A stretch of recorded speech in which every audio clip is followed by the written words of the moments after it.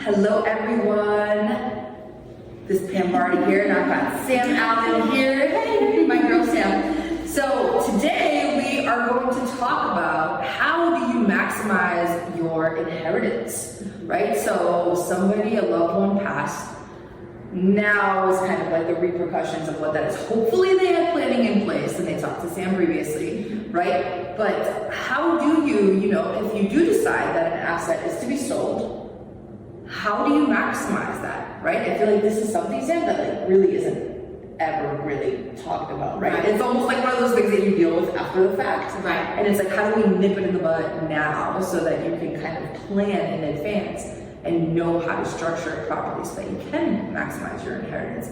Should you choose to sell, especially, or if you want to hold it long term for refinance purposes or whatever else, right? So, Sam, I'm going to pass it on to you. Yeah, I'm going to go backwards a little bit because I think it's super important, and I always joke with people, you don't want to be that person at your like family dinners being like, hey, so-and-so, I might inherit from you. Can you put it in this specialized trust so that it protects me later? But hey, like, I don't know, my mom and dad are always like, we want the best for you. So this would be like the best strategy for like transfer. So we have what we call, we reference them in our office as lifetime asset protection trust, right? Because they're trust that if you were to receive an inheritance from someone and it was in an asset protection trust, it's protected from lawsuits, creditors, judgments, and divorce, which is like a very big thing when we are planning a discussion that we have.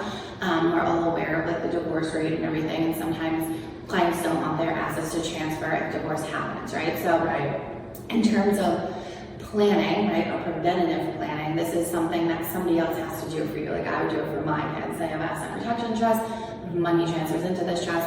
It is restrictive, so it's a conversation that we take very seriously when we're deciding on how the assets transfer to the next generation. But this is something you would want to talk to your parents about, like set up an appointment, learn more about it. It also helps to minimize potential estate tax for you later, right, when you transfer your assets to your family, because it's held in trust and it's there to use, but it's not technically like yours, right? You're the beneficiary.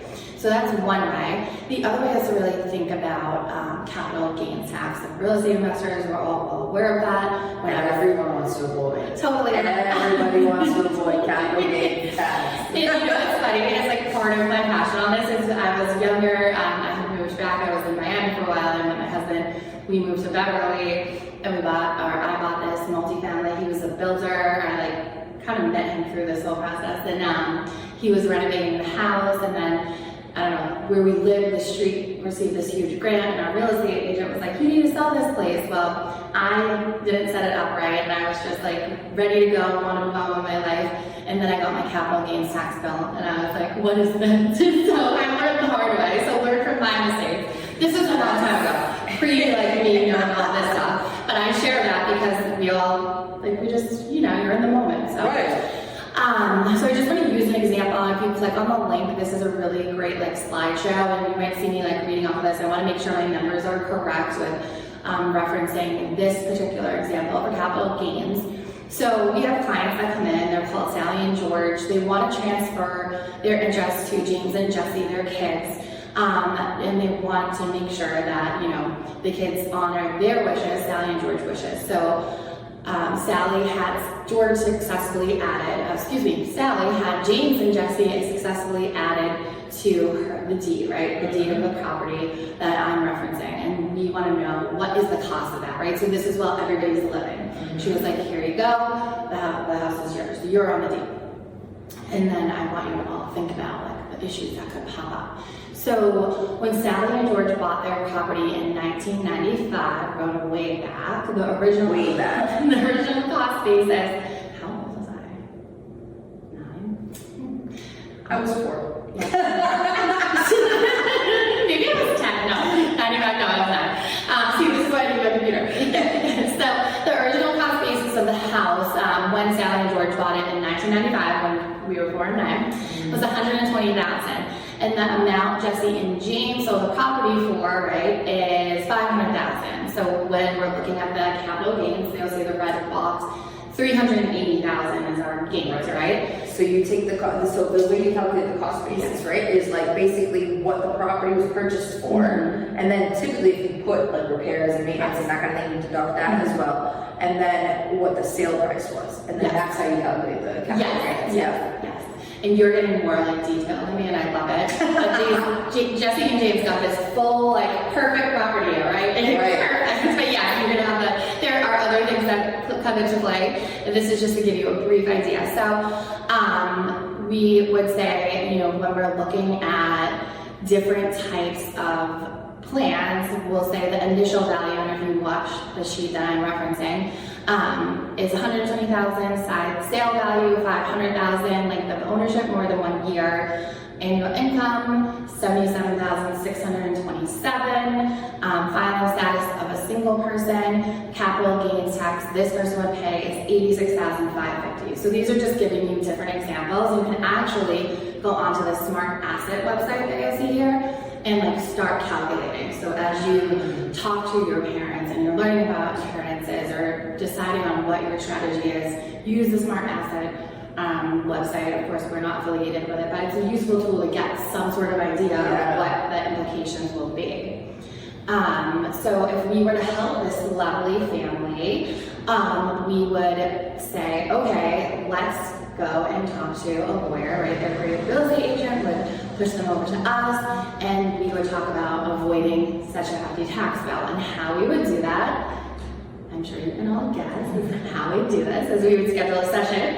And then we would talk about utilizing a living trust. So the house is held in the living trust, right? So we're transferring, we're retitling the deed into the living trust. And then upon the death of Sally and George, the house then transfers to their children, Jesse and James, and we don't have that issue of that capital gains tax, right? Because it's automatically like transferring through the trust at death versus the transfer while they're living. Which is crazy because A, you avoid probate, and B, it's tax free.